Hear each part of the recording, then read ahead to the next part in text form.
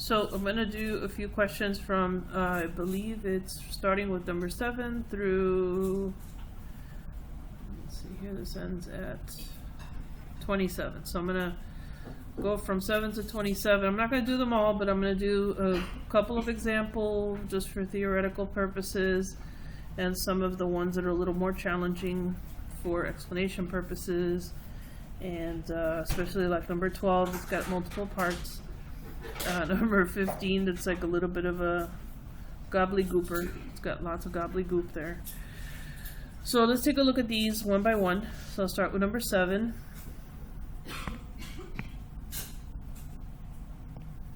Okay. Actually, maybe it'll help you if you see gridded lines. So let's do it this way. Alright, so question number 7. Question number 7, we have the limit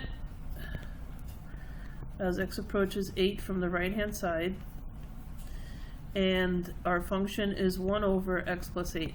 Okay, this is straight up substitution. To answer this question is simply 1 over 8 plus 8. Final answer 1 over 16. So in this case, this would answer this part of the question stem. So it's basically saying find the limit if it exists. If it does not exist, explain why. So in this case, obviously 1 over 16 is our choice and answer.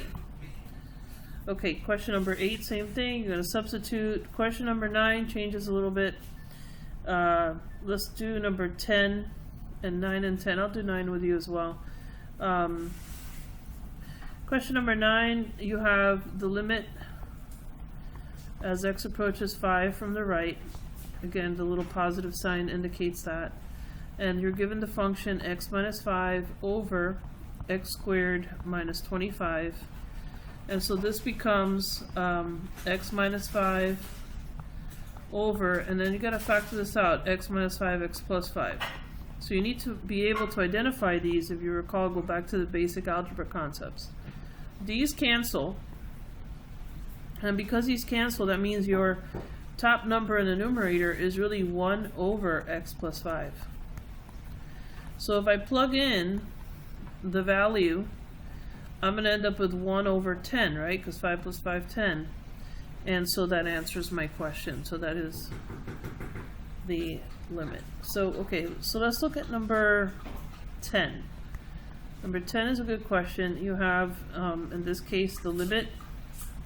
Actually, number 10 is very similar to this one. So let's see. Okay, so the limit as x approaches 4 from the right, given the function 4 minus x over x squared minus 16. Do you already see a pattern?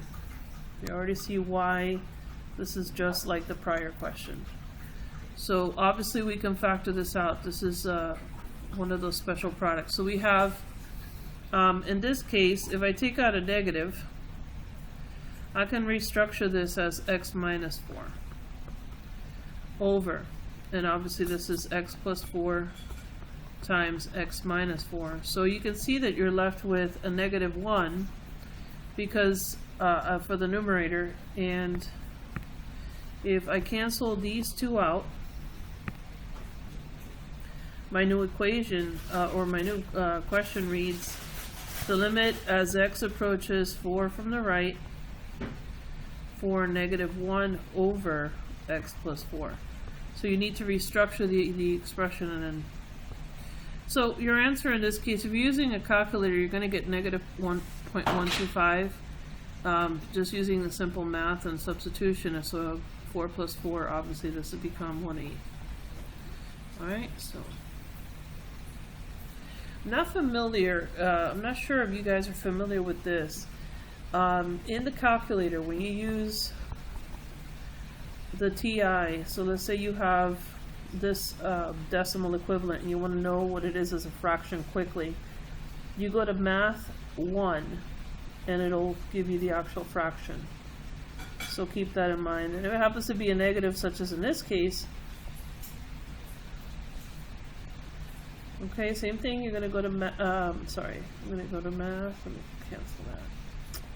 Negative 0.125, I'm going to go to math, fraction, enter. So negative 1/8.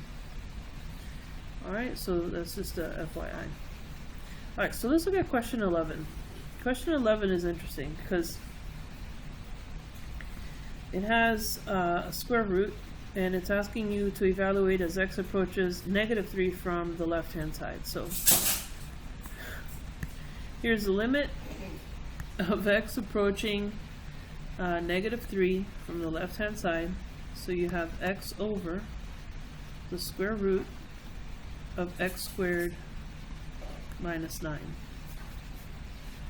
Okay. Let's look at this from an analytical point of view first, and then let's have a conversation about it. Or at least I'm going to have a conversation about it. You're going to hear me talk to myself. It's going to be quite entertaining. Alright, so we're back to here.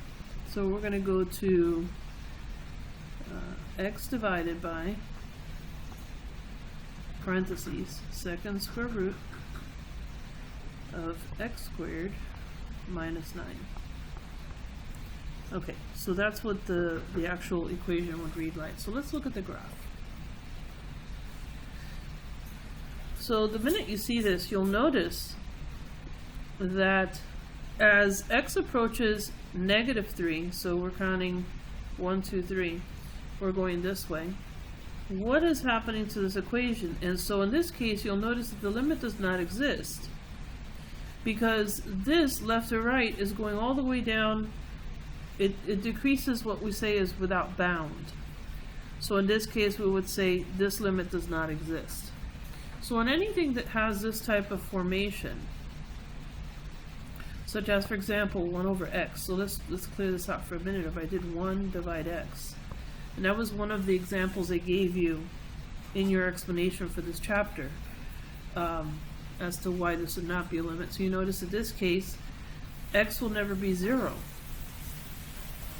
And so in this case, there is no limit. The limit does not exist. And you know that because it decreases without bound, and the two shall never be one in the same place. So ET never folds home. Okay? Alright, so let's take a look at an absolute value one. Let's look at number 11. I'm going to give you number 11 since I know number 13, you have the answer in the back of the book, so you can always check your answer. So number 14. You have the limit as x approaches 10 from the right hand side for the equation absolute value of x minus 10 over x minus 10. And so if you recall here, this was, we actually did this in the prior chapter, and we know that anything over itself is equivalent to that value. Since we're approaching this from the right hand side, we're looking at positive numbers. So let's look at it graphically for a second. Graphically, we have, let's see, math, absolute value, so excuse me, absolute value of x minus 10. Alright, and we're going to divide that by x minus 10. So x minus 10. What do you notice? So, make sure I put that in correctly. So absolute value of x minus 10 divided by x minus 10. So if I go to second table, and I'm looking at this as this approaches 10, notice that it swapped from the negatives. You don't see that in the calculator, by the way. If you notice in the calculator, it just keeps going. If I were to do zoom standard, let me see, maybe zoom standard since it's smaller. No, let's do zoom. Let's zoom out. Okay, it's hard to see, but you can sort of tell that there's a hop up. We don't know what the hop up is, so hence we go to second graph, which gives us a table. And you can see that obviously you cannot have a value at 10, but following anything above 10, we're looking at positive 1 as an answer. So since we're looking at the value as x approaches 10 from the positive, we know that the value is 1. Okay, so I'm going to stop here, and I'm going to continue with 15 and 16 and 17 on in another video.